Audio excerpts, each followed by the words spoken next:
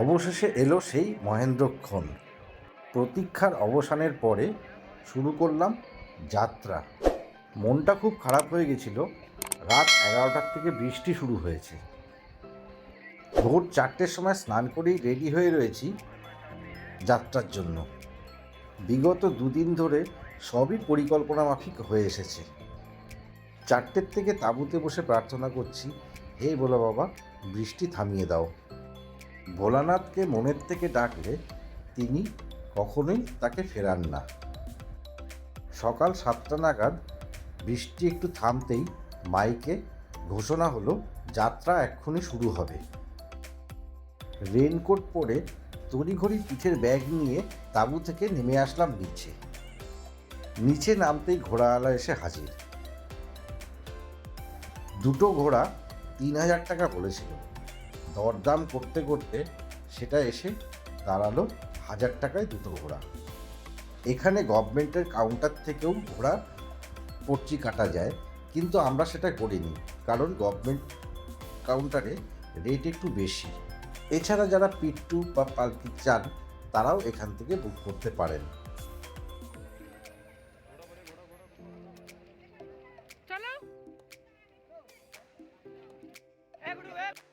Panchtarni base ক্যাম্পের gate থেকে বেরোনোর পরেই আর্মির ক্যাম্প। আর্মিরা আমাদেরকে যাত্রাপথে আটকে দিল। আকাশ পরিষ্কার হতেই আর্মির মালপত্র সব আসছে।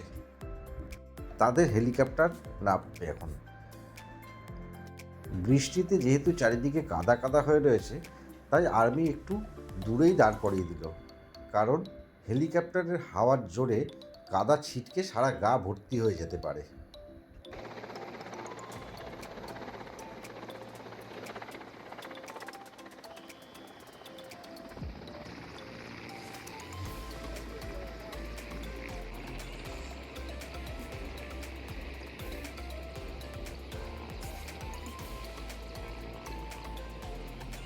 প্রায় আধা ঘন্টা মতো সময় লাগলো সব কমপ্লিট হতে। আমাদের যাত্রা শুরু হলো।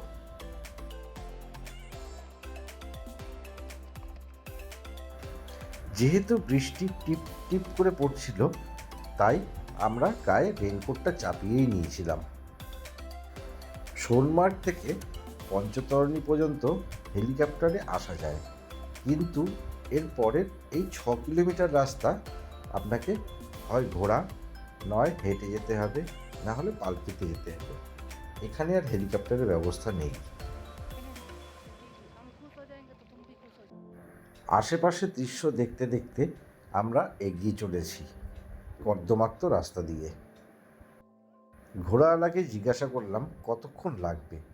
বলল 1-1.5 ঘন্টার মধ্যেই পৌঁছে যাব। মনে তখন একটা আলাদা উত্তেজনা।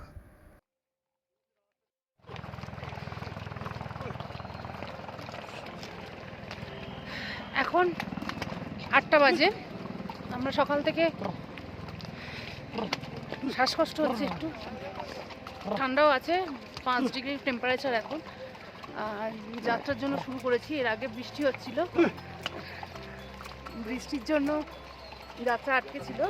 এখন শুরু করেছি। রাস্তা প্রচণ্ড খারাপ, কাদা ভর্তি, যেহেতু বৃষ্টি হয়েছে। সেই রাস্তা দিয়ে চলছি। এখন 6 কিলোমিটার, গুহার কাছে গিয়ে পৌঁছাবো।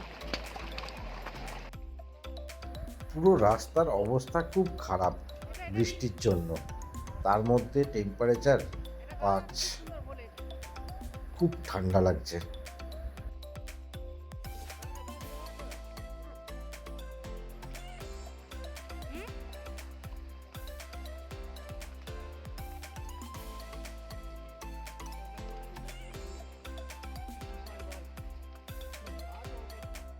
কাদাতে রাস্তা এতটাই খারাপ হয়ে গেছে, 2-1 জনকে আমি দেখলাম পড়ে যেতে। গতকালকের 8 ঘন্টা ঘোড়া চড়ার অভিজ্ঞতা আজকে খুব কাজে লেগেছে।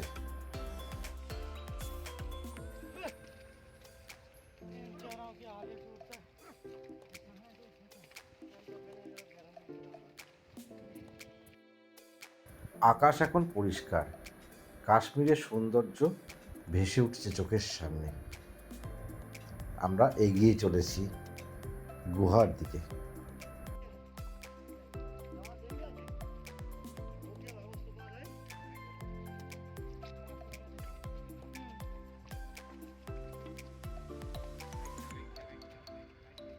রাস্তার পাশে এক মানুষ সমান বরফ তখনও। এই বরফ কেটেই রাস্তা বানানো হয়েছে। আগে এখানে সাধারণ মানুষের থাকার জন্য ক্যাম্প ছিল, কিন্তু হরপাবানের পরে এখানে আর থাকতে দেওয়া হয় না, এখন শুধু আর্মিরাই থাকে। কথা বলতে বলতে এসে পৌঁছে গেলাম অমরনাথ গুহার কাছে। এখানেই ঘোড়া আমাদেরকে নামিয়ে দিল। বয়ে চলেছে অমরগঙ্গা। এখানেই পুণ্যার্থীরা স্নান করে তারপর গুহায় যায়। যেহেতু আমরা স্নান করে এসেছি, তাই আর এখানে স্নান করলাম না। এখন আমরা এখান থেকে যাব গুহার দিকে।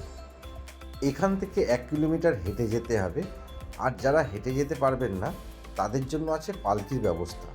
সেটাও মন্দিরের কিছুটা নিচে নামিয়ে দেবে, একটুখানি সিঁড়ি দিয়ে উঠতে হবে। ওই দেখা যাচ্ছে অমরনাথ গুহা।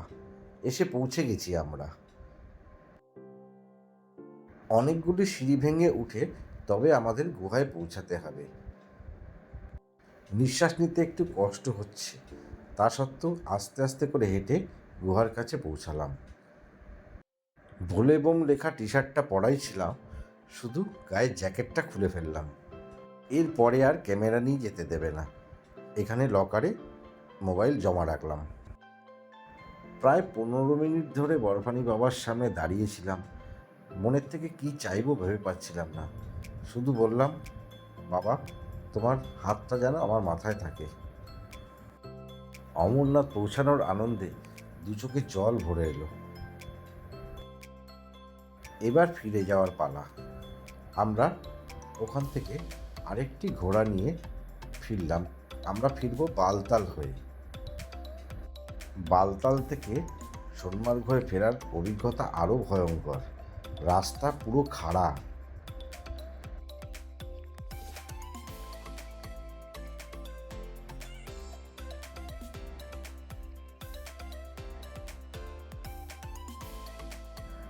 অমরনাথ দর্শন হয়ে গেছে, মনে আর কোনো ভয় নেই। ফেরার পথে একটা গুমটি চায়ের দোকান দেখে সেখানে একটু চা আর একটু ম্যাগি খেয়ে নিলাম, কারণ সকাল থেকে কিছুই খাওয়া হয়নি।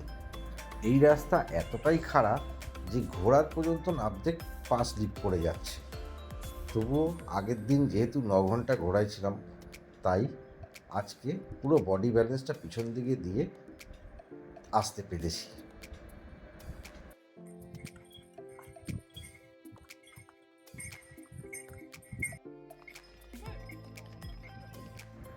বালতালে নেমে আসার পরে এখানে RFID কার্ড জমা নিয়ে নিল।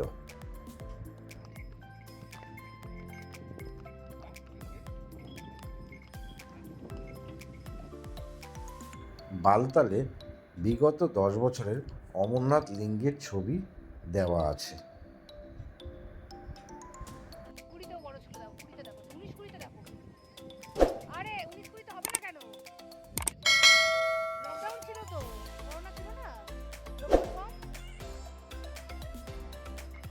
বালতাল বেস ক্যাম্প থেকে দুপুর 2:30টার মধ্যে যদি বেরোনো যায়, তাহলেই এখান থেকে বেরিয়ে অন্য কোথাও যাওয়া যেতে পারে।